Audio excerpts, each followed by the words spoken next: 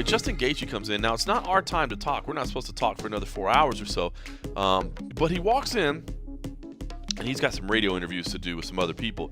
And, I'm like, hey, Justin, how you doing? And first thing he says to me is, John Morgan, picking James Vick. I'm going to knock him out just for you. Just for you. I'm going to knock him out.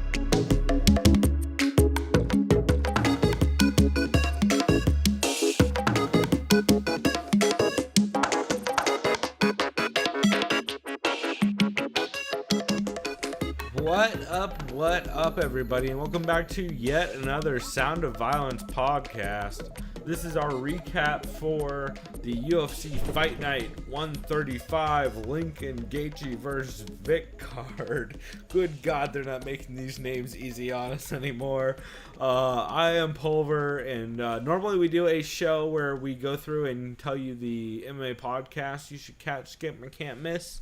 However, this weekend, there is no big UFC card or Bellator card. There is an Invicta card that I might mention a couple names on later. But, so for this show, we're just going to do our quick recap for this Gaethje vs. Vick card. So like I said, I'm Pulver. I'm here with my co-host, Chris Madaffer. What up, dude? Try not to fucking melt. Try not to melt and /kill Fight Pass /kill Skype, right? Pretty much, man. It's just like, we said we'd be doing this like an hour and a half ago or some bullshit. I don't even know when. And it's just like this one thing after another. We've been fighting with technology. With computers. Yeah. It's definitely a thing. We are over Skype this time, since it looked like Skype was going to let us manage some settings. And then all of a sudden, Skype stopped letting us manage some settings. And I can't figure out why the fuck Audacity keeps auto-adjusting. So, anybody has any pro tips on that shit? Actually, I'm going to hit my buddy Gio. But, it's fucking driving me crazy. I'm not going to lie. It's driving me goddamn crazy. I'm about to uninstall it and install, like, the super old version. So. Yeah, same with me. Yeah. Ain't nobody need this kind of headache. Anyway, what are you drinking this week, if anything? I'm just drinking some fucking water right now. Oh, like a goddamn professional. Who are you, Yeah. Tom Segura? Yeah, you could call me Water Champ Jr. Well, his kid is very offended right now. Oh, that's right. You can call me Diet Water Champ. Or Water Champ 2.0. Yeah. The mini water champ. Mini Water Champ. Anything like that works. You're the pony keg of water champs. I'm the proto Water Champ. There you go. There we go. Totally checks out. I am drinking the Stone Hop Revolver IPA, which for this one, I believe is... Which one is it? Crystal? Yep, Crystal. Yeah, that one's good. I enjoy it, for sure. It's not like... It's no Mosaic or anything. Let's not get crazy. Or like a Citra, but it's very good. It's almost, I want to say, German-esque. Like, it's got that kind of, like... I could see almost that. Like, not crackery, but kind of like a malty finish to it as well. It's that kind of bitter. It's not like the kind of bitter that's super tropical or weedy or anything like that. But we will go ahead and jump into this fight card because I am pretty excited for it. Or I was pretty excited for it. And it's super delivered. Why don't we start from the top? You want to kick us off with the main event? Yeah, so the main event, like we previewed last week, we had, I think it was number 7 ranked lightweight Justin Gaethje going up against number 9 or 10. I think it was 10. Knows really with these rankings. Yeah, well, it's the garbage ranked, people rankings. Yeah. Number 10 ranked James Vick. This is in Lincoln, Nebraska. It only lasted a round. 5-round fight. Only went 1 round. One hell of a round, too. Fittingly enough, the poster said 18 combined KOs. Now make it 19. That's right. And just like Justin Gaethje told John Morgan this week, he was going to knock him out just for John Morgan. Yeah. I got to send you, too, the video that Justin Gaethje posted. The Homer Simpson video? Yeah. And yeah. You're welcome. It's real good. If there was better audio in that, I would do that as the intro, but I got to figure out something else because the audio is kind of rough. Fuck, sorry, I just yawned. Anyways, you can tell where we're at. Yeah. Shouts out to an hour and a half of Skype and fucking recording problems, but we're very excited about this nonetheless. Yeah, I mean, I liked how this fight ended. It ended quicker than I think most people thought. You and I both. Vick landed some really nasty body shots, body kicks. God damn it. He landed some really nasty body kicks to the body. His precision was precise, if you want to call it that. Yeah, 100%. And I was kind of concerned Gaethje would kind of keep rushing forward to eating those shots, kind of just how he didn't react well to the shots to his body from, say, Alvarez or even Poirier. But no, he pressed forward, said, fuck wrestling, I'm going to knock this dude the fuck out. Vick was basically trapped against the fence like a spider in the corner of a room that no one wants to see. And it was lights out. Gaethje gave him the old right there, Fred, as Billboard would say, and shut off right the fucking there, Fred. Yeah.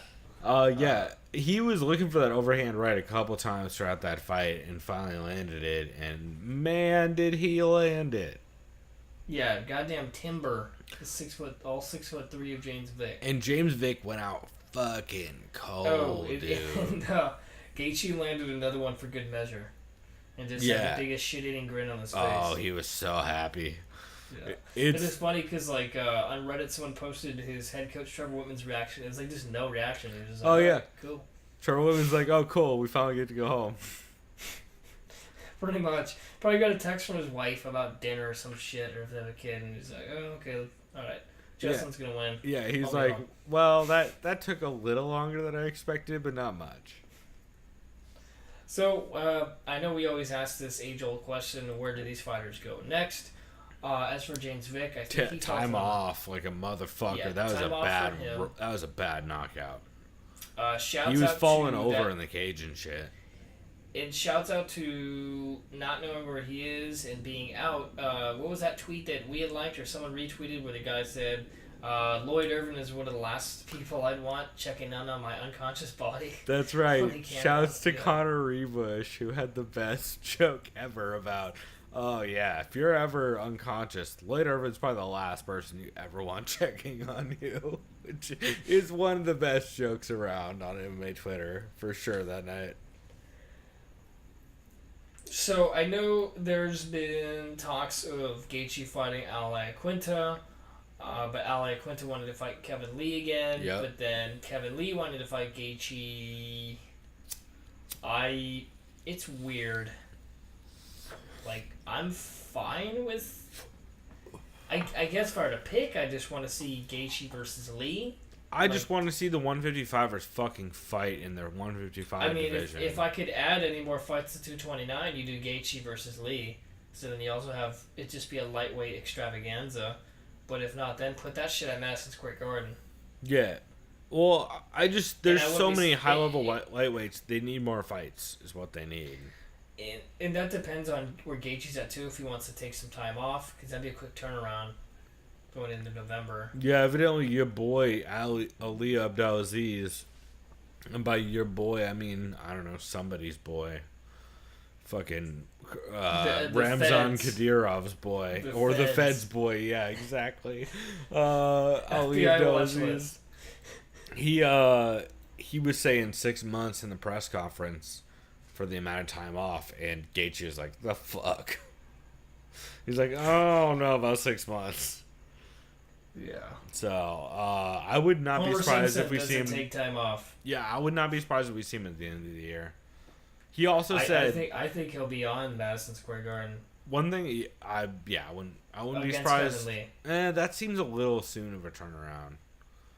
Because that's November, but they right? know Kevin Lee will just convince the brass to make his claim that I've been training all summer, and they're like, all right, cool. Yeah, but they might want to save that for end of the year. Yeah, that's true. Dude, they'll probably just put both of them on the Nunes Cyborg, December 10th or whatever that is. Yeah, that or the New Year's card. Yeah, put another banger of a card on fight on there because DC is supposed to fight Brock evidently on New Year's. Nope. Which makes sense. I thought it was supposed to be like February or something. February? Okay. I think Javier Mendez had mentioned something about New Year's. They did, but Brock's not cleared by USADA. Well, not like that's ever going to fucking matter if they throw enough money at the problem, but Brock's theoretically not cleared by USADA until, I believe, either end of January or beginning of February. Okay. Well, either way, yeah, I mean, it's always fun watching Gaethje fight. He's the kind of guy who's always going to be a main event. He's a fucking madman in all the best ways. So. Yeah, I'm a huge Gaethje fan. I really, I have been since WSOF when I was seeing him the fucking Palomino fights. Like, I think you and me even maybe watched one of those over at Tap House one day. I think we did, yeah. I think it was the second one, and just they're always crazy as shit. Like, those two dudes, oh my god. Like, I wish we could see Gaethje versus Chandler. That fucking fight would be so dope. Yeah, you actually read my mind. I was going to say, speaking of fighters coming from other organizations, I'm very disappointed. I'm not disappointed, because I'm just bummed out that Chandler didn't choose the UFC. It's like, fuck. Probably a good decision on his point. Like, on his part, rather. Fucking, I don't think the UFC would push him at all. Yeah. Like, they would push him in a B level that they're pushing Gaethje, and Gaethje is... Like, Chandler's at least as exciting as Gaethje, but with better wrestling chops in the cage. In the cage, yeah. Oh, yeah, not necessarily on paper, but in the cage, 100%. Yeah, not with standing like collegiate style, but yeah, I know what you mean. Yeah, for it's actually in the cage. Like, he actually wrestles. Yeah. So let's go to the co-main now. Let's move down. This is a really close fight. It's okay. So, how'd you have it? So I had it for Feely based on round by round. I think Michael Johnson outstruck him by like 30 or 40 strikes, actually, if I remember correctly. Those stats are always so subjective, though. But if you go round by round, I think he dominated Feely. I think it was in round 2, and when he pretty much pieced him the fuck up most of that round, and then. You know what I mean, though? Because I remember Feely took round 1 because of the takedown, and then I think... It was weird. Round by round, I had it for Feely. I did, too. I had Johnson winning the first, and I had Feely winning the next 2.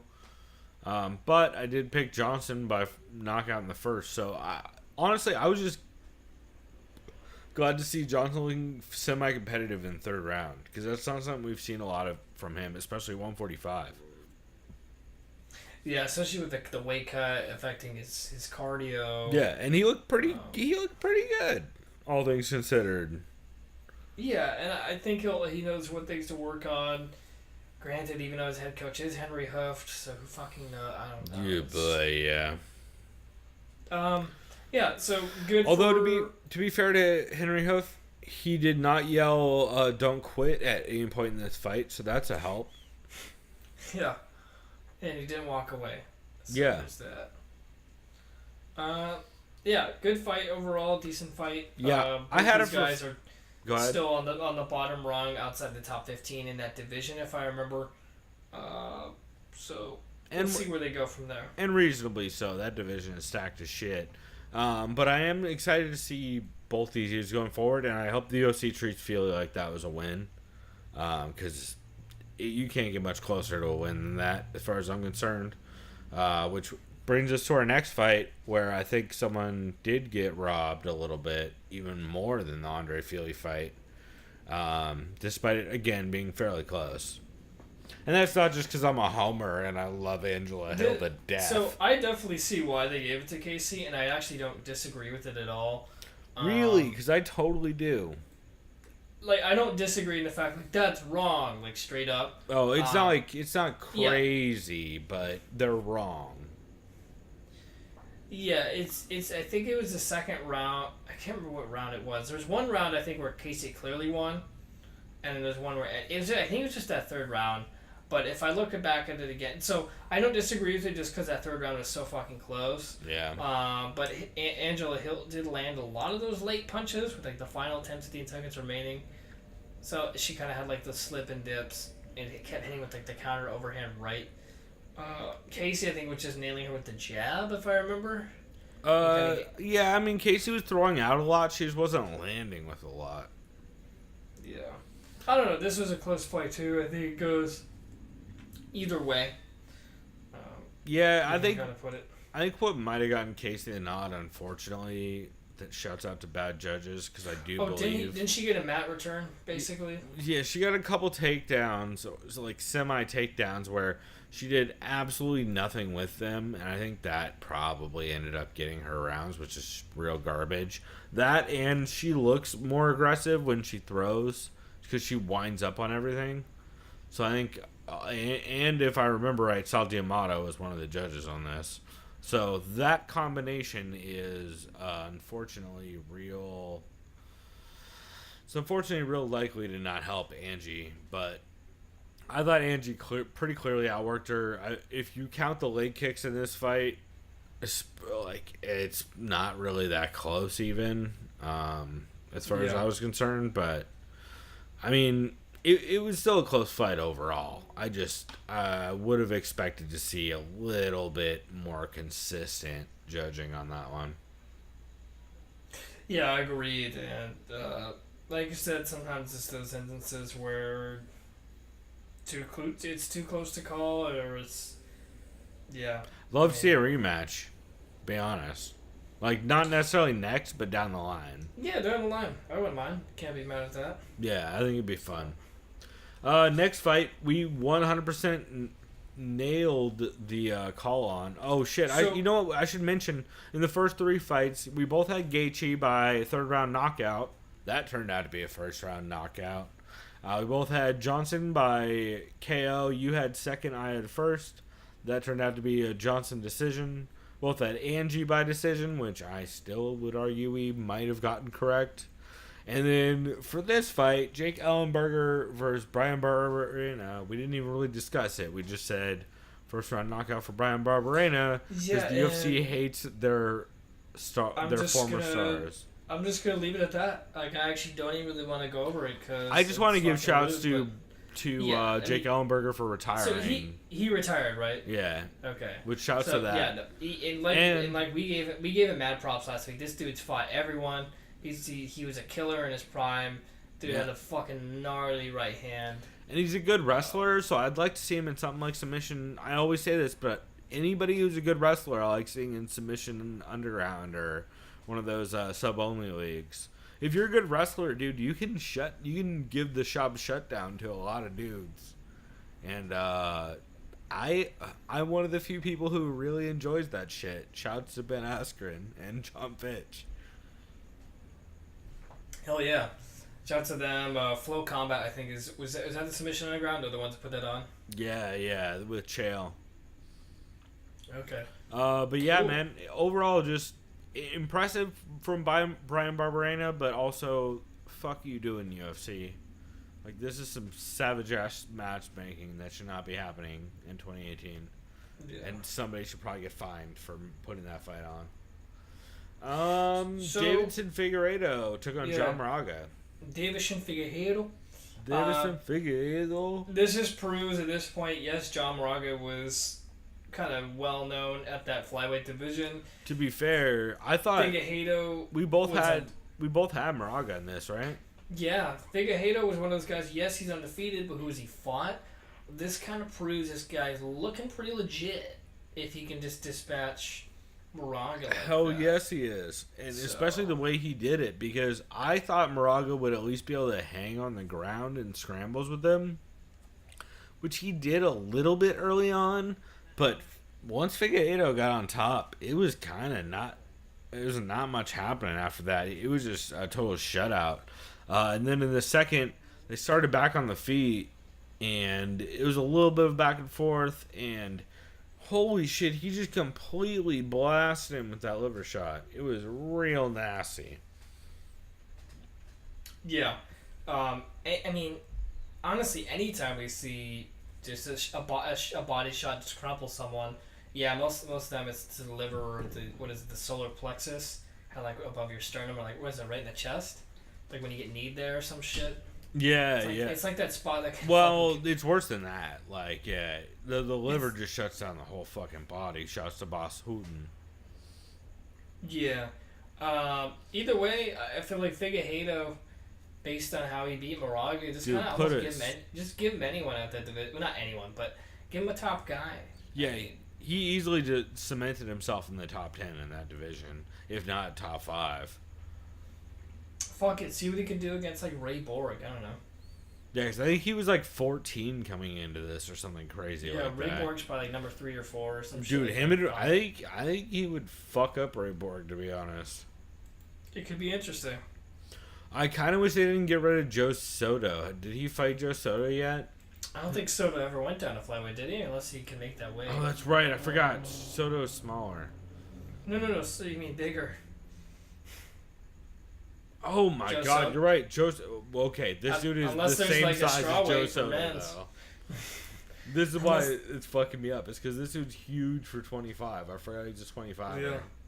Jesus Christ. So, yeah, man. Windsor, Jared Brooks, Joseph Morales, John Moraga. That's starting to look like a fucking run, dude. He needs definitely somebody in the top 10. I think it'll happen. I think he'll get his wish soon. Who just beat Monkey God? By Monkey God TKOing himself. No, that was Shorty Torres versus Monkey God. That'd be a fun fight. Figueiredo, Shorty Torres. Yeah, I can see that. That'd be fun. Although Shorty Torres just lost, right? I think so. I think I knocked the fuck out against someone. Yeah, well maybe Figueiredo versus the winner of that guy. I can't remember who it was though. So I can't remember, unfortunately, too. Even though it was like 2 weeks ago, because we've seen 400 fights since then. Anyway, we'll keep on moving on. This next one, dude, Eric Anders, and Tim Williams, right? Yeah, this one started. This was actually really competitive the whole entire fight. Is it Eric Anders, and I'm just calling him Eric Anders because of Eric Andre? Well, I think it's really pronounced Anders because it's like it's like a Swedish name. Is it? They say Anders. It's like a first name, like a Scandinavian first name. You're saying he has a hard on? He does. A big hard on. Shout out to Workaholics. That's a very good joke of theirs. My name is Anders. I have a hard on. Yeah. God, the first 3 seasons were so good of that show. Dude, the first like 4 or 5, whenever they did 4 was good, yeah. It was 5 and 6 that was just phoned in. Yeah. But you could blame it on Comedy Central, because that's whose fault it was. Anyways, 100%. This fight was competitive the whole way. I was Dude, caught Tim off guard. Williams was kind of fucking him up. Yeah, he didn't give a fuck. He's like, I'm already good at jiu-jitsu. Let me dance with this dude in the feed. And I gave him the first round pretty handedly. Yeah, I don't know if he ever. I don't remember him rocking Anders. I can't remember.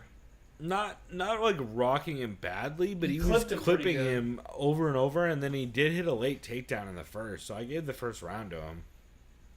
Then the second round I think was pretty even. It was pretty back and forth, but Anders started to land a bit more and started really stuffing takedowns, and really started to kind of pick him apart and pick up the pace late in the second, so I gave it to him.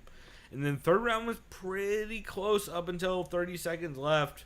When Williams got like 8 seconds left, right? Or is this was it? Well, I think the setup was like for the clinch exchange. Anders kind of like whipped him down to the ground, and on his way up, clipped him with the switch head kick. Yeah. I believe it was a switch the fight got called with 8 seconds to go, but you can hear the boards clapping, and then it was like, oh. Wow, really? I didn't realize it was that late. Yeah, it was super. It was close to the end of that. And yeah, actually, when we were watching it here, since we were having a party over here for the fights and everything. Yeah, this was actually, I had watched it at, I was at my dad's house, and it was right before I went to your place from Santa. Oh, this nice. This is the last fight I saw. You did it right, because the way this went down was, we watched, it was, I think, 30 seconds left, and the stream died. And the second we got the stream back up, it was a replay of the head kick. We're like, what the fuck happened? There was like fucking 20 seconds left. Yeah, I mean, that happens a lot sometimes. And sometimes that's 100%. Especially like in boxing or some Especially shit. Since I had a very real version of it. And it was not at all sketchy or a river. No, dude, you were just clearly using fucking Slingbox, dude, because you pay for cable, and it's more convenient. You're watching on actually, your iPad. it was YouTube, YouTube TV. Yes. I just had a bad internet connection. That's right. That's totally what it was. So yeah, I think from there, Anders goes on to fight like a middle of the pack guy, or he's probably fights top 15 guy. I mean, dude, he beat he already back to headlined back against some random dude no one knows and Lyoto Machida. Yeah. As far as I'm concerned, anyway. Maybe run it back with Machida and he could send him into retirement. Oh, well, he'd have to go to Bellator to do that. Oh, that's right. Good call. I just realized that, yeah. Or Ryzen, as I have a feeling that's going to go after Machida loses. Well, sometimes it's just the way she goes. Yeah. Just like a fight that's happening that we'll never mention on this podcast. Do you know which one? Oh, yes. We'll never talk about it. Yes. The one. Yeah, we'll never. The talk man about in leggings promoted fight. Yeah, Mr. Coked Up Fishnets himself. Yeah. Coked up fishnets and flaming attire. Yes. I mean, because all three of them have worn flaming attire. If you think about it. He's like, I like to do this when my wife's not here. I count, as far as I can tell, I count icicles on shorts flaming attire. Yes. It looks like flames, much like the other two people's attire did. Oh boy. Okay, I'm gonna go ahead and keep moving on before I commit a hate crime on accident. Hate speech. Dude, oh my god. Yeah, 100%. 100%. Yeah, I don't think it would be a crime. I think you're. I mean, to be fair, you just look like an asshole. Yeah, no. To be fair, this entire podcast is hate speech. If we're being real. Yeah. We think women are unfunny. We think white people are overrated. It's really just everyone should just shut it down. Yeah, I already make fun of Italians a lot. That's right. So, that's right. Unless you're like a cheeky, like kind of clever Italian, like Alessio Di Chirico, and say weird shit after the fight. Oh, 100%. Or you're like, Phil Baroni saying you're the best ever. Right, and like how all my fellow Polacks are all mildly steroid retarded. or they're CTE ego freaks like Joanna. So, oh yeah, 100%. Okay, yeah. now that we've abandoned all of our boys. Shouts to Daniel. No, hey, now it's gonna be like that skit from Chappelle's Show. There's a new ethnic draft. So go figure. Dude, one of my favorite sketches from that show actually. Yeah. Shouts out to Bill Burr. Yeah. Bill Burr was not only in that, but a writer on it, I believe, too. Yeah, I could tell based on just the dialogue. It's like, yep. Yeah, you could tell a lot of Irish jokes came from him and Greg Fitzsimmons. Anyway, we should move forward. Warley Alves, James Krause. Did we talk about this yet? No. So we have the Ohio State. Just kidding. It's that fucking nickname, the. That just makes me think of the Ohio State. You like watch an NFL game and like introduce like the offensive defensive line. The guy says his name and he's like the Ohio State or the U. Yeah. Oh, 100%. Yeah, it makes you a dick. Although I should also clarify, my name on Twitter is @thepulver. So yeah, so yeah, it takes one to know what I guess. I can confirm it makes you a dick. It also means everything else was taken and you had no better ideas. Hey, it's better than the Pulverizer. Oh well, everything's better than Pulverizer because that is the hackiest. That's like if someone's name is Richard calling him Dick. It's that level of hacky. Yeah. We're like, or you're 14 and trying to be edgy.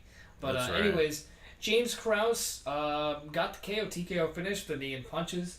I like this finish from him. That setup it was impressive as shit. The step in knee was kind of weird. But it was weird as hell. The awkward. It comes down to if it lands clean, it lands clean.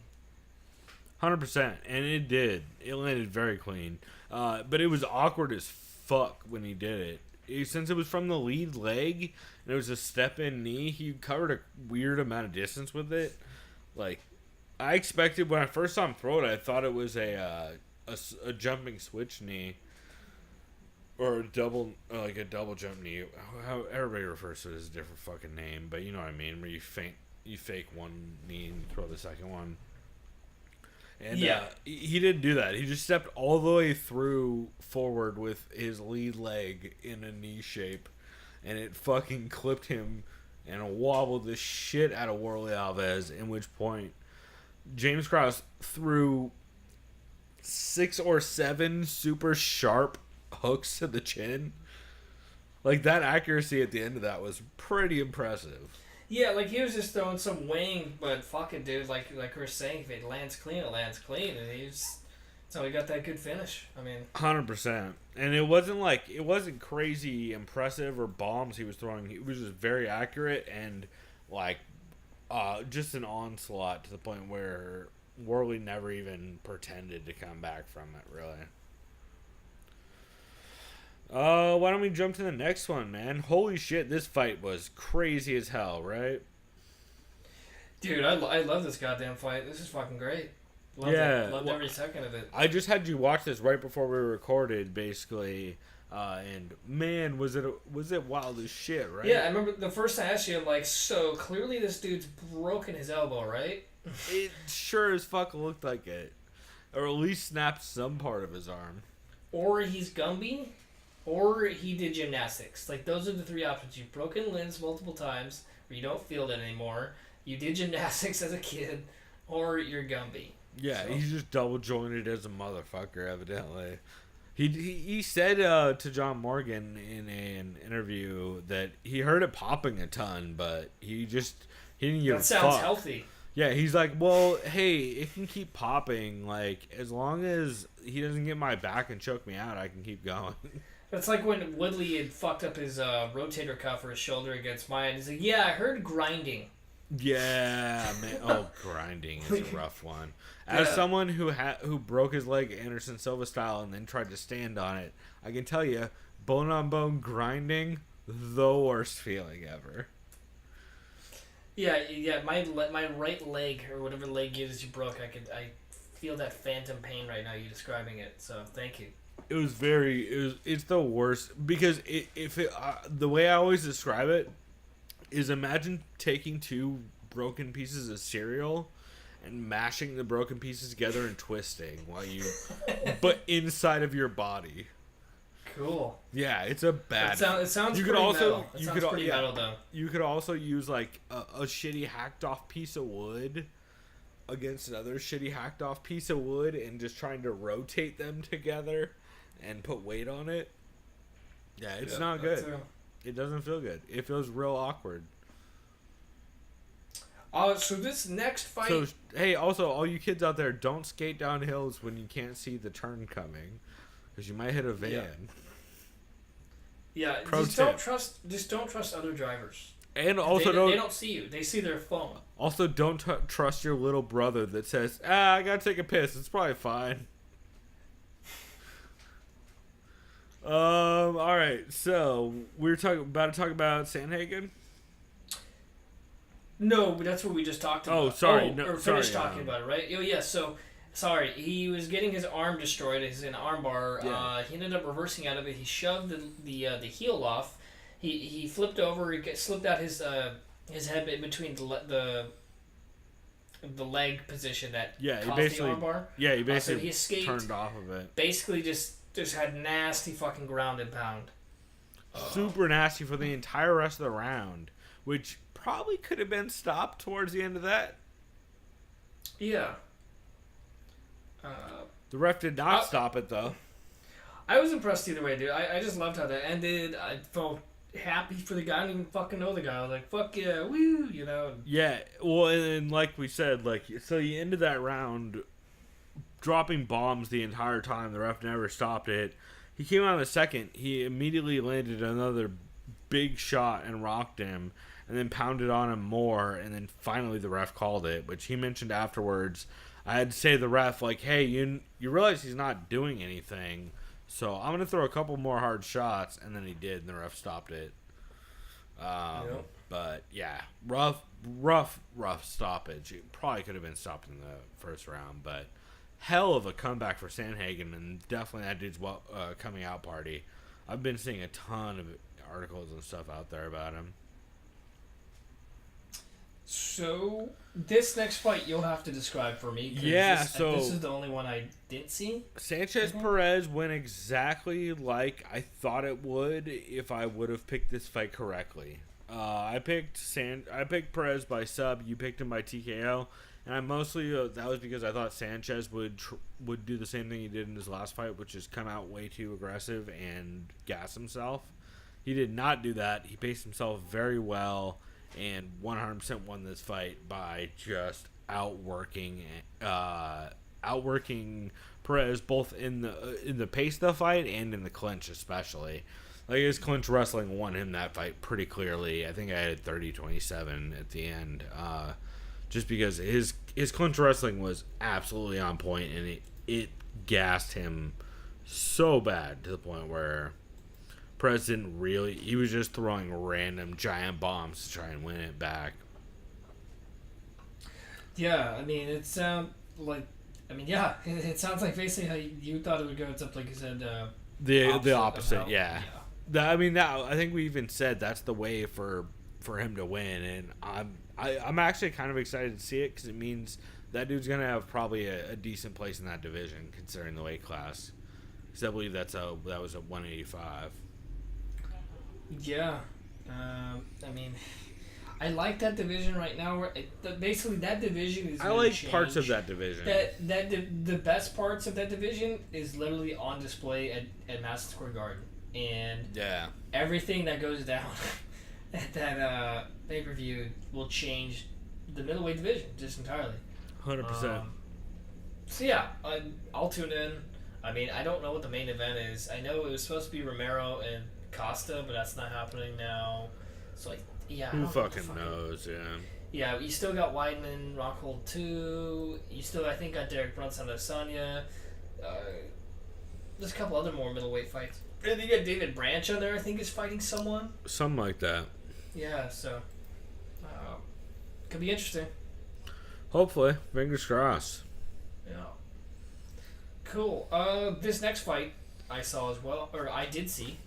Your boy, if you guys are a fan of podcasts at all, you probably know your boy Mickey Gall. Yeah, if you blinked or had to go to the bathroom, probably missed it.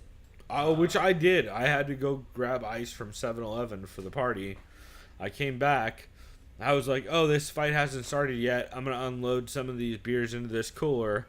I walk inside from unloading 15 beers into a cooler, and the fight's over. So, I actually missed this until today when I rewatched it, and oh boy, did Mickey Gall look real good. Yeah, I'm happy for him that he got the win. Me and you both predicted that he got, like, his opponent was pretty much a veteran of the game as far as he's fought some guys. True, but also... But it was more in the sense that we and you both knew that, oh, well, they're kind of setting him up to get a rebound win. They could still sell him as a name. It was a weird style matchup, yeah. So yeah, I'm happy for Mickey Gall. Same. Now that he's got the rebound win. I don't really know where he goes in that 170 division. He called for two people. He called for... Can I guess one of them? Sure. Alan Jouban? I don't know why I'm thinking he would want to fight him, but... Not even close, unfortunately. Okay. Also, shouts out to the cops looking for your crops. Yes. They're looking for me right now. Yeah, no. Cops always trying to catch my crops. Yeah, or snatch my crops. Isn't that what it is? Sure, yeah, you got it right. Yeah, whatever. These dudes like me is going insane. Yeah, no. Well, wait, sorry. So who did he call? I was not even close. I guess Alan Jouban. Oh, right, Alan Jouban. So he called out two people. He either said he wanted a rematch with Randy Brown, okay, which is like, all right. He called out, I can't remember who the other person was. Somebody dumb. And then the third call out, which was, I've heard, prompted by the UFC, was Diego Sanchez. Oh, that's right. This upset me when you told this to me off air. Yeah. Evidently, the UFC were the ones that were like, hey, you should call out Diego Sanchez. And everyone was like, what Why would you? How dare you, sir? I'd rather see, I wouldn't want to see him fight him, but I would want to see him fight him just so he can make his return, preferably in England. How about Dan Hardy? Like they've always been kind of maybe saying, but that'd be interesting. I don't like that fight for either one of them, though. Neither do I. I think it hurts both of them. Oh yeah, it hurts both their stock, but fuck it, put that shit in England. I mean, you would sell some tickets, but I would rather see him fight like a Brian Barberena type. Yeah. Wait, they didn't fight already? No, they didn't fight already. No. I think that's a great fight. I think it's a big step up for Mickey, and he might not win it. But I think it's an interesting fight, and if it goes to the ground at all, Mickey's got a real good shot in that. Yep.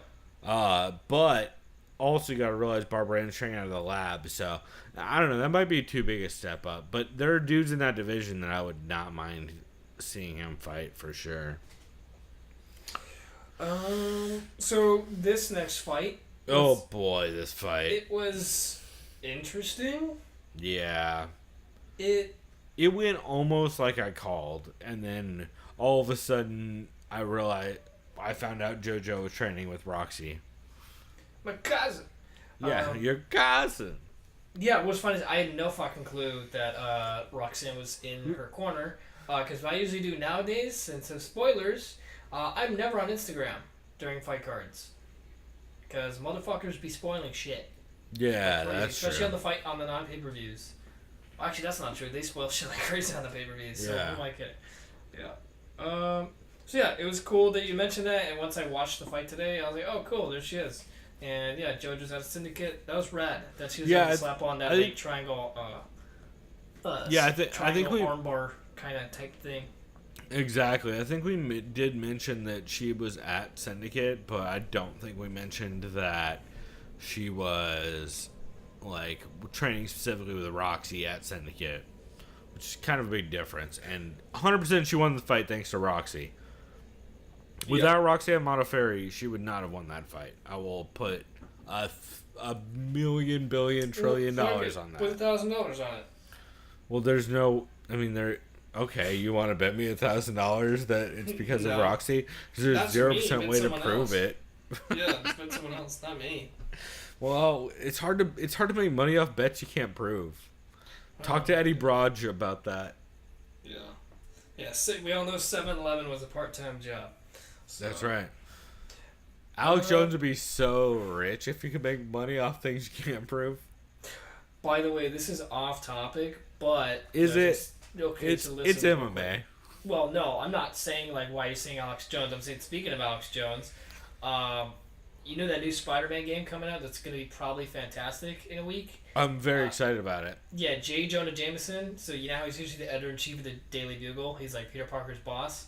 This time, he's a host of a podcast. The editor-in-chief of InfoWars. Yes, I swear to God, he's literally Alex Jones in the movie. Yes. It's amazing. Yeah. And he's talking about how Spider-Man is a menace, and that it's like he's the reason why crime goes up, and he has like all these wacky. It's just fucking comedy. They've got like. Oh my God. He sounds like Alex Jones too. They're going GTA. They're going full GTA on the radio dialogue. Yeah. It's like I'm almost anticipating hearing like fucking Danny McBride come in. This might be the best game ever. Yeah. No, it's. What's funny too, it sucks. So the good news is I don't work on the day it comes out, but the thing is that bundle I got, I think it ships to my house on the fucking release date. So either way, I still won't be able to check that shit out until I come back from New York. That's why you gotta go digital, dog. Yeah, heard. Oh man. Yeah, that just reminded me that J. Jonah Jameson is now Alex Jones. I think that's genius. So this next fight I did not see. We had Drew Dober, right, against Super Saiyan, John Tuck. Yep. Who's not a Super Saiyan because he didn't win. Well, and also Drew Dober was in his home crowd, essentially. He's not from that area, but he's from very nearby, if I remember right. So he's probably like from Oklahoma or some shit. Yeah, literally something like that. Here, let me pull up his Tapology page. Where was he born? But yeah, he was born very nearby. fighting out of Denver. Does it not say where he's... Oh, yeah, he's fighting out of Denver, so literally that scene from fucking Dumb and Dumber works in so many different ways. And he was also born in the United States. Thanks, Tabology. That really narrows that down. Anyway, he was born somewhere nearby. And he came out and fought John Tuck, and John Tuck looked... It was pretty competitive the first round, although Drew Dober definitely took it. And then in the second, Drew Dober figured out he could get takedowns and beat the shit out of John Tuck from top control, and that was basically the fight. Alright, so just kind of... It was very impressive. Did you and I both kind of say decision victory? Let's see. We had... Yes, we both had Drew Dober by decision, and you also had JoJo in the last fight, which I had Clinder Feria. We both had Mickey Gall by sub, but we had him in the second. And then we had Perez, I believe, as well, over Sanchez by sub. Or I had sub, you had TKO, which yours makes way more sense. I did nail the TKO Sandhagen in the second, though, which I'm pretty impressed with. We actually had some decent, like round calls in this one, but... Yeah, for the Drew Dober fight, we both had him by decision, and he did win by decision, but it was very fucking dominant. I believe he got 30-27 and 2 30-26s, which was well-deserved. Very, very dominant performance, especially the way he just decided at a certain point, like, fuck it, I'm just going to out-wrestle this dude and beat the shit out of him from top control, which he did 100%, so... Good performance from Drew Dober, and I'm excited to see what's next for that dude. Because he's really coming into his own in that weight class. Yeah, that's all. I mean, I know he's been around for a bit, but the fact that... Because he went up, right, in weight? I always forget. I get him mixed up with this one other guy. I can't remember who the fuck it is. Kelvin Castle? No, well, or maybe on that level. They do look and fight a little bit similar, but I can't remember who you're mixing them up with, but... I don't know if he went up. I believe he's been at 155, but I believe he had trouble with 155 at one point. Let's see. Yeah, these all... Oh, no, you're right. He did go up to 170 for a fight. For the Camacho fight. Yeah, President Camacho. That's right. That's what it was, yeah, and he's back down at 155. I think that was because it was short notice or something, if I remember right. Not positive, though. Anyway, good performance from Drew Dober, and can't wait to see more of that dude going forward, honestly. And then Hani Yahya got the sub in the first over Luke Sanders, exactly like I called that shit. Who did I pick? You had Yahya, but you had KO in the third via exhaustion. Oh, yeah, because Saunders has good cardio, I think, so I don't know what the fuck I was He does, about. But you thought he was just going to basically get, like, grind and pounded out late. Oh, okay. But I, if I remember right anyway, but I had Yahya via sub in the first because Yahya is a bit of a front runner, and he was scrambling so hard for that. He hit that classic where he goes for that single leg and then hits the Damian Maia, like, if I don't get the single leg, I'm gonna roll to guard. And Saunders was having none of it early, but he hit another one late after a big body kick and right hand. He was able to get in deep enough. What the fuck? The TV just randomly started making noise. What the fuck? Where's the remote? What? It's across the room. What the fuck? Alright, sorry about that. Hey, guess what? Ultimate Fighter's on. The repeat is on while we're recording this, which we'll talk about in a second. That was the dude who fights this weekend, or who fought this week, actually, I should say. And we'll talk about him in a second. But, yeah, Hani Yahya looked very impressive. Essentially, they had that first big scramble. Hani Yahya was then able to hit the body kick straight to a right hand, kind of wobble Saunders just enough to get in deep on a takedown, put him on his back, work to top control, and then get the sub via heel hook, where it was a lot of weird scrambles with Luke Saunders just trying to turn his back and run out of heel hooks. But Yaya did a very good job of locking down the legs and just getting just deep enough to be able to catch it, which he did. Impressive stuff, man. That dude's nasty on the ground. Yeah, that dude, very versatile. Can do a lot of things from whether it's side control, full mount, you name it, on his back. Yeah. And especially that weight class, too. Very dangerous for that weight class, so. 100%. I think he's kind of older, too. I think he's like mid-30s, early 30s, I think. At least, yeah. He's been around for a while, but he's kind of like, who is it? Pedro Munoz. He kind of reminds me of Munoz. That like too, actually, yeah. That's actually a good comparison. Those guys have probably already fought too, if I would imagine. If they haven't, maybe you should have them fight next. I can see that. That's a good question. You know what? Let me check that. I don't think he has fought Munoz, but that would be a great fight. Yeah, I would watch that. Yeah, no, it hasn't fought Munoz. They should definitely make that happen. That's a great call. Awesome. Yeah, that is 100% the right call as far as I'm concerned. That'd be a lot of fun.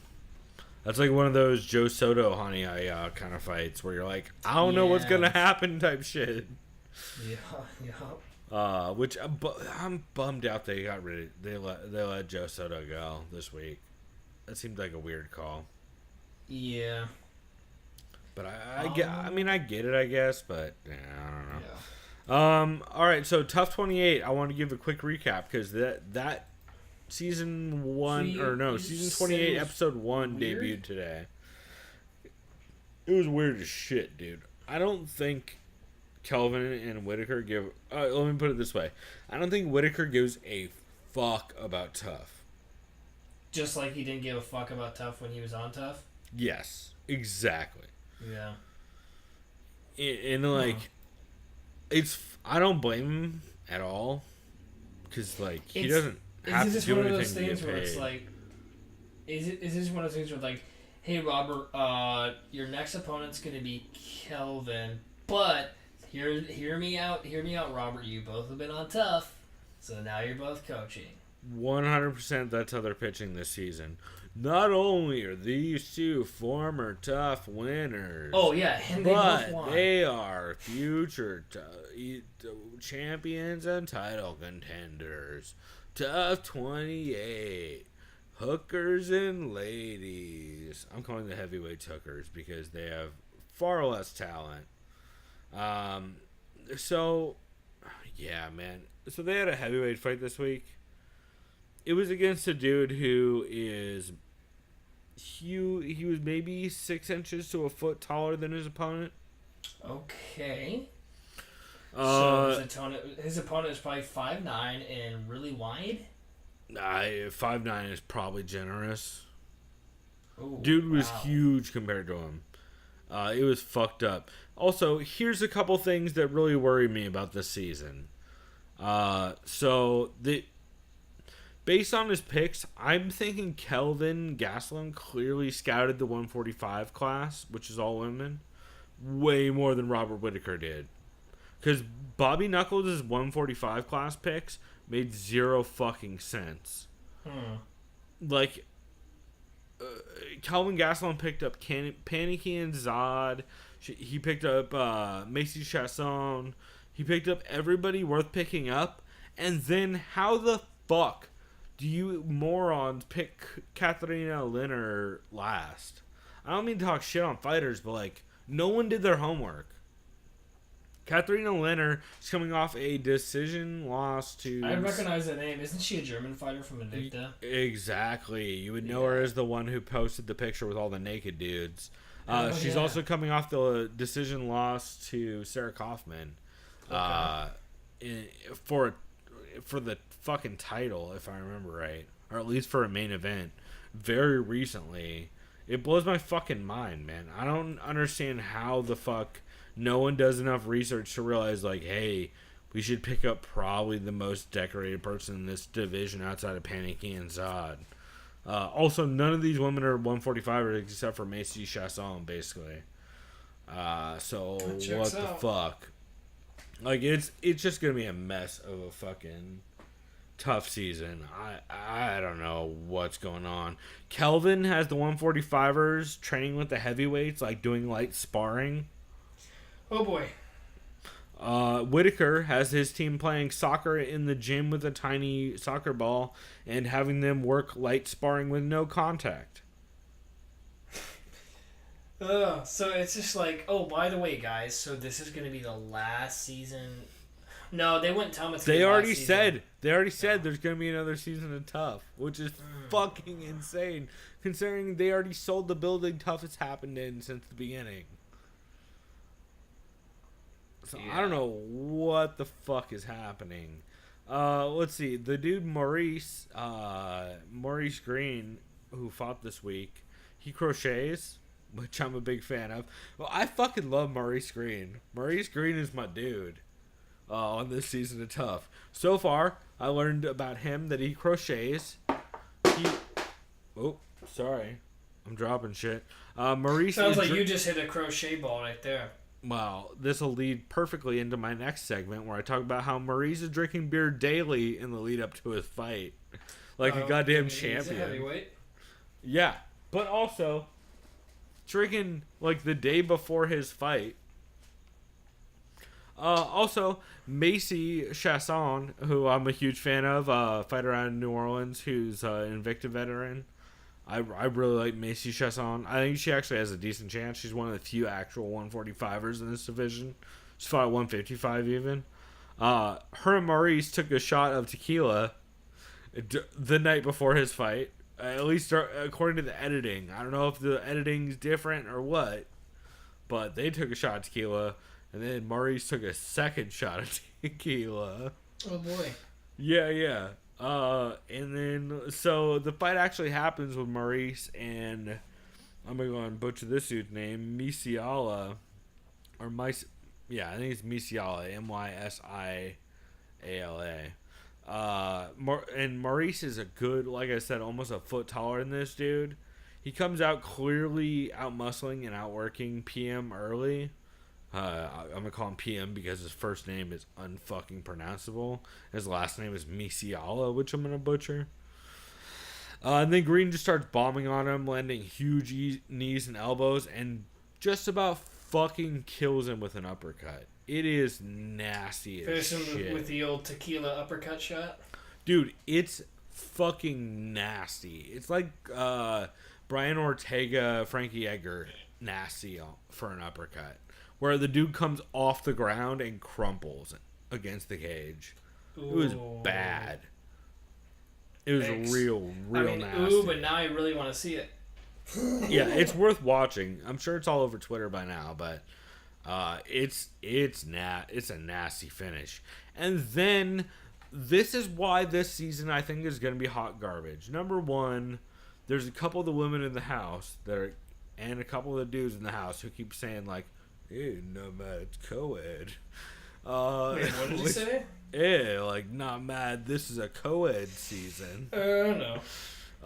Which is like just and like already fucking the one dude is drinking with Macy Chasson from New Orleans, so like I feel like shit might get a little wild. But what I'm very, very angry about, Chris, number one, you know who is the very last picked 145er in this entire show? Well, You probably don't even know who's in the show, right? Probably not. That's fair. You shouldn't know anybody, but you for sure know Katrina Lenner, who is, no, yeah, you mentioned that. Yeah, who she got just class, fought Sarah Kaufman. She was the last pick. It was a contender fight, right? Like an Invicta or some shit like that? Yeah, she was the last picked 145er on the show. Yeah, that's dumb. Makes no sense. It's horrible, considering some of the people that are picked ahead of her who I've seen fight. It's fucking insane to me. Number two. I have so much more to say. So, number two, the very first women's fight in the house is Katrina Lenner versus Paniki and Zad, which is the fucking fight that should be the finale. That is the two best people in the house fighting, without a doubt. Cool. Like maybe you count Macy Chasson just because of her size advantage and her striking advantage against some people, but what the fuck? Like when that's the first two people in the card, I'm getting very concerned about what the season's gonna look like on both sides. Because what the fuck? Like, you're killing off a contender in the first fight. Probably a finalist in the first fight. It's fucked up. So yeah, man, I'm not real excited about that. Also, not really excited about the fact that there's a post that I've been putting all over the internet. I think I put it on our Twitter. I know I put it on the MMA community forums. Katharina Linner already posted a picture with Dana saying like, "Oh, thanks Dana for taking me to dinner in Vegas," like a week or two ago. Which means she probably didn't do bad in the season. And also, Dana probably shouldn't be taking female fighters to dinner. Yeah. Seems like he's like, hey, Leonard, I saw you posted yourself picture of a bunch of dudes. Well, I am the dude, so let me take you out. Well, especially and I'm the boss, so you're gonna do what I say. Especially since she's known as a dominatrix in Germany. Yeah, that's her day job. Dana is into that. Well, not only that, but Dana also, it makes me think if she's the last picked person and she's having dinner with Dana White, probably wins the season. So y'all want to make some motherfucking money, put money on Katharina Linner, because I think she's a bad matchup for Panicky and Zad, which is what I want. I expected that to be the finals.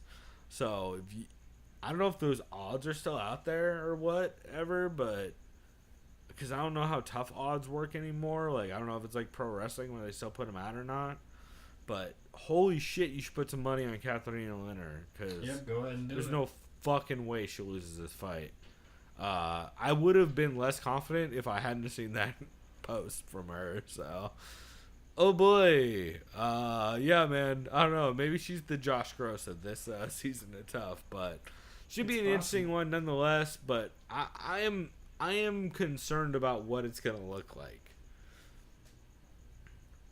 Yeah, I probably won't tune in, just like I haven't tuned in to the last. That's fair. Basically, the Ultimate Fighter at this point needs to just stand for the Ultimate Finale. Yeah, might as well. I mean, the only reason I watch, especially or if you want to be Spanish, if you want to say it's the Ultimo fight, the last fight, how about that? Yeah, the only reason I'm watching, I'm fairly interested in this season is because there's a lot of very good Invicta fighters on there. Yeah. Who are going to make the move over, but none of them are actual 145ers, despite that being what's being pitched. They're all 135ers, except for, like, Macy Chasson and, like, one other girl. Dana will be like, well, they'll just have to put on some weight. Oh, yeah. Well, they're like, well, we'll pretend that, like, they're going to fight Cyborg, even though we're trying to bury her contract so she has to stay with us forever and can never actually make money, so. Yeah. Cool, man. Well, we can wrap that there. We should talk briefly about... We were doing commentary this weekend. Am I wrong? I believe we are. I'll have to get back to you to confirm. You guys. It depends what day? Fuck. I can do Friday or Saturday. Up to you. Hell, I can even do Sunday if we have to. Let me see. You know what? Let's do Sunday. Because really? It says I have that day off. Do you have the whole day off? Yeah, because I'm doing a fantasy football draft at 11 p.m. So that'd be perfect. Why don't we do it early Sunday then? Early Sunday? Okay, we can do that. That way I can actually not feel like death at work. Of course. Yep. Actually, wait. I think I have Monday off. Because it's Labor Day, right? Yeah. Yeah. So then actually, yeah, we can do. Why don't we do it Sunday? So on Sunday, we're going to record a commentary for an MMA podcast. Chris, here are our options. Have I told you these yet? Are there this is multiple choice? No, you've not. So Oh, I'm actually kind of. fuck. I'm excited, but also kind of like startled. Not startled, just a little hesitant. Fuck yes, there's multiple choice. So we've been talking on Twitter to, let me make sure I get his name right. Desmond Madden. I'm glad I didn't check the Twitter updates then. Yeah, so we've been talking on Twitter to Desmond Madden, who's working on a piece for Bloody Elbow, where he's going to talk about the worst movies with MMA fighters starring in them. And oh boy, do we have some special fucking options. All right. Let me pull these up. Should I pull up IMDb too while you name them off to help me decide? Sure. Go ahead. Okay. Go ahead. So you and can do just that. name them one by one. And I'll just start typing them in, or you can just name the first one. Like, okay, there's this one, and I'll make a new tab, and then this one. I'm doing it on my phone too, so you don't have to hear me clicking. Sure. Yeah. No. Number one would be Cartels 2017, featuring Steven Seagal and GSP. Oh fuck. That sounds great. That's the number one choice because it sounds like it's gonna be very martial artsy, but it also has Steven Seagal and GSP as like pretty high up in the credits. Okay. That's definitely an excellent choice. Excellent candidate. That's pick number one. Okay, number two. According to Desmond Madden, so far on his list of bad MMA movies, number one is Czech Congo as Attila. Wasn't like Attila the Hun? Uh-huh. Or Conqueror? No, Attila the Hun. Wasn't that dude like Mongolian or some shit? Correct, but this is Attila if he was brought back in modern times. Wait, do you mean brought forward? I mean brought back from the dead. Oh, resurrected. Heard. Yes. Got it. So what's this movie called? Attila. Starring Czech Congo. What year? I found it. Yeah, it's a thing. 2013. The other no way. Okay, this looks real fucking good. I think it needs to be one of those two. Is real. If I'm being honest, I think those are our two options if we're gonna do one. I'll watch tonight the trailer for both. Do that. Oh my god, dude! This chick in the credits looks like Mackenzie Dern. That's hilarious. Actually, you know what? While we're on air, why don't you unplug your headphones? I'm gonna be quiet, and why don't you play both trailers right now and decide? Or I could just play it through my phone. Here. Sure, yeah. And we'll decide which one you think looks better. Okay, so I'm about to pull up which one Cartels. Cartels? Cartel. I'm on YouTube right now. See, perfect. Cartels. Trailer. Is this it? Yep. Okay. Wait. 2017. That says movie clip. Oh, it is. Yeah. Okay, here it is. Steven Seagal looking like a wannabe Spec Ops. Here we go. 2 hours ago, my team confirmed location of Salazar. Salazar's the boss of one of the most violent cartels in Eastern Europe. Make sure we do not kill him here. I need him alive. Is this like a fucking comedy? He's like, we need him alive. He shoots this guy. Is a one Joseph Salazar. We're bringing him stateside. What are you waiting for? Soldiers go. What the? Everyone is surprised to see me alive. Oh my fucking god. DEA faked his death, so his people would know we flipped him. Salazar is going to be our star witness for the next 10 years. The cartel wants him. We have to sit him for 24 hours. The cartel's going to be out to exterminate his entire bloodline. I want him dead! Fucking GSP, what the fuck? Yeah, right.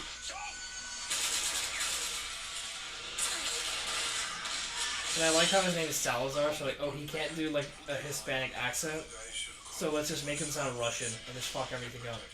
When they call me, it ain't a joke. When they call me, you're gonna live or you're gonna die. It's time to finish. Let's go get what they started.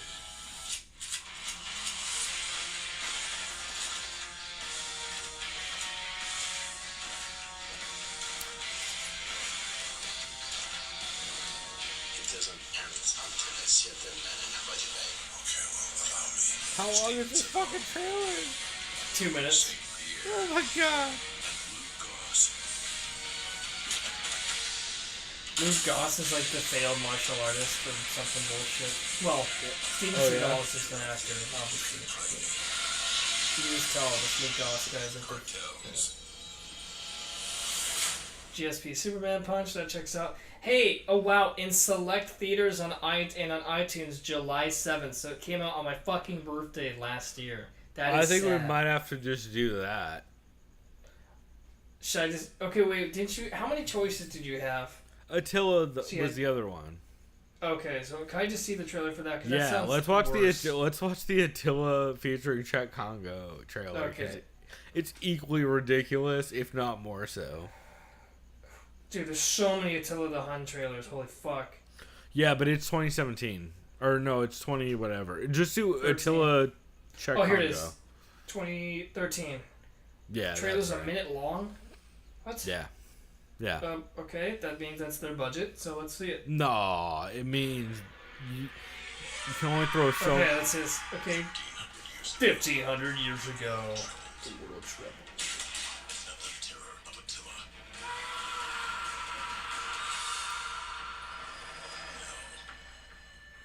The terror. Oh, I see. He's playing Attila because he's a zombie. Doesn't know what he looks like. Right. Got it. Okay.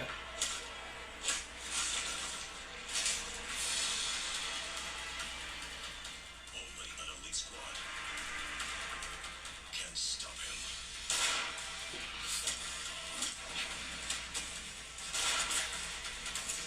This just looks really similar to that Shamrock movie with the Sand Crow. Yep. Except like more actiony.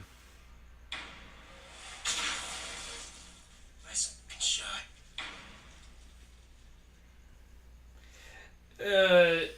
That just looks like... That just looks like so bad that it's just bad. Yeah. No, I Like, think that's no. one we need to have like Trevor or somebody in studio with us for. Or my brother.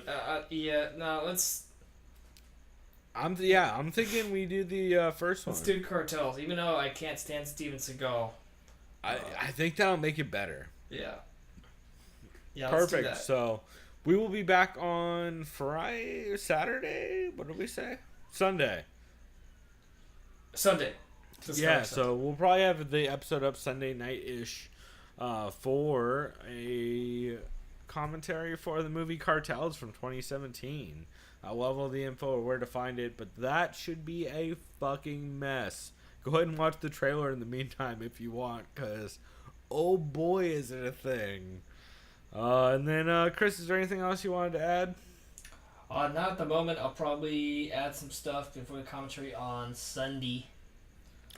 Perfect. Well, in the meantime, I recommend people go watch Invicta on Saturday. I know I didn't talk about it, but Jandy Roba. I always fuck up her name. Poor chick. I think it's Jandy Roba is fighting on Saturday in Invicta FC 31, which should be a good card. And man, we'll be back like we said on Sunday to do a really weird commentary. Then after that, we'll be back next week to do a full-on regular episode to preview UFC 228, which who's headlining that shit? Which one? The card? Next card? Oh, that's Woodley Till. So. Oh, fuck, right. Woodley Till and Shevchenko Montano, who I think... Yeah, that's gonna be... Fuck, that's gonna be close for me to catch that. Wait. Oh, no, but that's... Okay, that'll be on at 10 p.m. for me, because I'll be in New York that day. Okay, Right, I'll be right. like... We'll figure it out. Yeah, I mean, But yeah. to be honest, I don't... Yeah, fuck. We'll figure it out. We might do it a day early. We'll do this. Yeah, do we'll this try to math make it off happen. air, but Yeah. regardless, we appreciate y'all listening. You guys can find us on iTunes or on our website at thesoundofviolence.com. Can hit us up on Twitter where we've been super active. TSOV Pod on Twitter. Send us an email, thesoundofviolence.com or sovpod@gmail.com. And yeah, we're always happy to hear from you guys. Oh, also find us on the MMA community. That place is dope as hell. And Chris has been on there more lately. So keep an eye out for that. And Chris, you have anything you want to shout out? Oh, we're gonna get your article up soon, right? Yeah, I just need the re-login stuff. It clearly shows you how long I've been on the website, which is sad. Exactly. So look for that this weekend, and we'll be back. So till next time, everybody, go do something decadent. We see you Sunday for a shit show. All right, we out. Bye.